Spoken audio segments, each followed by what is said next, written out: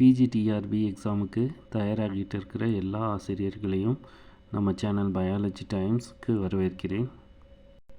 நீங்கள் பிஜிடிஆர்பி எக்ஸாமுக்கு ப்ரிப்பேர் பண்ணுறீங்களா? அப்போ நீங்கள் முதல்ல செய்ய வேண்டியது என்னென்னு இந்த வீடியோவில் பார்க்கலாம். இது எல்லா சப்ஜெக்ட்டுக்கும் பொதுவான வீடியோ. இந்த வீடியோ உங்களுக்கு கண்டிப்பாக பிடிக்கும். வீடியோ பார்க்குறதுக்கு முன்னாடி நீங்கள் இன்னும் நம்ம சேனலை சப்ஸ்கிரைப் பண்ணலைன்னா சப்ஸ்கிரைப் பண்ணிக்கோங்க. பெல் பட்டனையும் கிளிக் பண்ணிக்கோங்க. அப்போ தான் நான் போடுற வீடியோ எல்லாம் உங்களுக்கு உடனே கிடைக்கும். இந்த வீடியோவில் நாம் எக்ஸாமுக்கு தயாராகும்போது நாம் என்னென்ன செய்யணும் அப்படிங்கிறத ஒரு 6 பாயிண்ட்டாக நான் போட்டிருக்கேன். வாங்க அது என்னென்னு பார்க்கலாம். ஃபஸ்ட்டு, பிஜி எக்ஸாம் நோட்டிஃபிகேஷனுக்காக நம்ம வெயிட் பண்ணக்கூடாது. செகண்டு, எக்ஸாமில் வெற்றி பெறுவேன் என்ற நம்பிக்கை நம்மகிட்ட இருக்கணும்.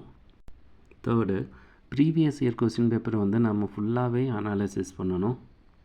ஃபோர்த்து, டெய்லி 2 மணி நேரம் நாம் படிக்கணும். ஃபிஃப்த்து, வீக்லி ஒன்ஸ் ஒரு சின்ன டெஸ்ட் எழுதணும்.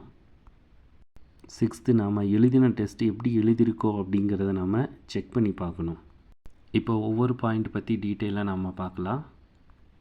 என்றைக்குமே நாம் எக்ஸாம் நோட்டிஃபிகேஷனுக்காக வெயிட் பண்ணக்கூடாது.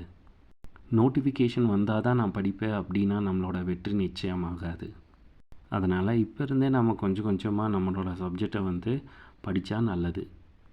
நோட்டிஃபிகேஷன் வர்றதுக்கு முன்னாடி ஒரு முறை 10 யூனிட்டையும் நீங்கள் முடிச்சிட்டிங்க அப்படின்னா கண்டிப்பாக 75% உங்களுக்கு வெற்றி நிச்சயம்.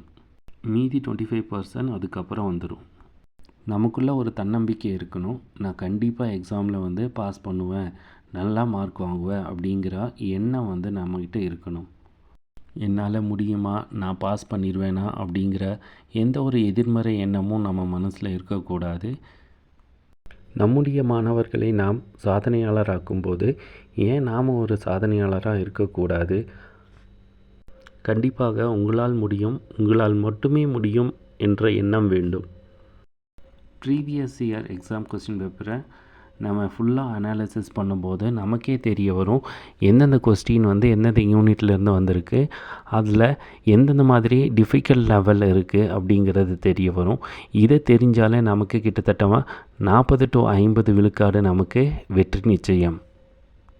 இந்த அனாலிசிஸ் மூலமாக வரப்போகிற எக்ஸாமுக்கு என்னென்ன கொஸ்டின் வரும் அப்படிங்கிற நீங்களே ஓரளவுக்கு கணிச்சிக்கலாம். அடுத்து, டெய்லி 2 மணி நேரம் நீங்கள் உங்கள் சப்ஜெக்ட்டுக்கு ஸ்பெண்ட் பண்ணுற மாதிரி வச்சுக்கோங்க. கொஞ்சம் கொஞ்சமாக சின்ன சின்ன டாப்பிக்காக நாம் செலக்ட் பண்ணி படிக்கும்போதே ஒரு 7 to 8 நாளில் ஒரு யூனிட் ஃபுல்லாகவே நாம் கவர் பண்ணிக்கலாம். ஒரு யூனிட் முடித்த உடனே அடுத்த யூனிட்டுக்கு போக வேண்டாம்.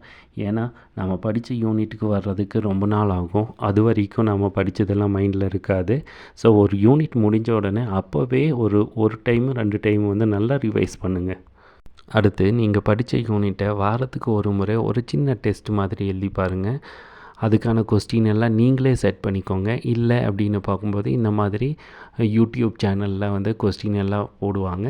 ஸோ அதை நீங்கள் ஒரு டெஸ்ட்டுக்கான கொஸ்டின் பேப்பராக செட் பண்ணிவிட்டு நீங்கள் அதில் ஆன்சர் எழுதி பாருங்கள். எந்த அளவுக்கு நாம் டெஸ்ட் எழுதுகிறோமோ அந்த அளவுக்கு நாம் வெற்றியோட பக்கத்தில் நின்றுட்டு இருக்கோம் அப்படிங்கிறத மட்டும் நீங்கள் மறக்காமல் இருங்க. கடைசியாக ஃபீட்பேக். நாம் ஒரு யூனிட் முடித்ததுக்கப்புறம் அதை எந்த அளவுக்கு நாம் படிச்சிருக்கோம், அதில் டெஸ்ட் எப்படி எழுதியிருக்கோம், எந்த அளவுக்கு நாம் மார்க் ஸ்கோர் பண்ணியிருக்கோம் அப்படிங்கிறதெல்லாம் நீங்கள் தெரிஞ்சுக்கோங்க. அதில் இருக்கிற மிஸ்டேக் எல்லாம் என்னென்ன அப்படிங்கிறத நீங்கள் பாயிண்ட் அவுட் பண்ணி வச்சுக்கோங்க. அந்த மிஸ்டேக் எல்லாத்த அப்படியே விட்டுறாதீங்க. திரும்பவும் அந்த கொஸ்டின் எடுத்து டெஸ்ட் எழுதி பார்த்து கரெக்டான ஆன்சர் வர்ற மாதிரி நீங்கள் பார்த்துக்கோங்க.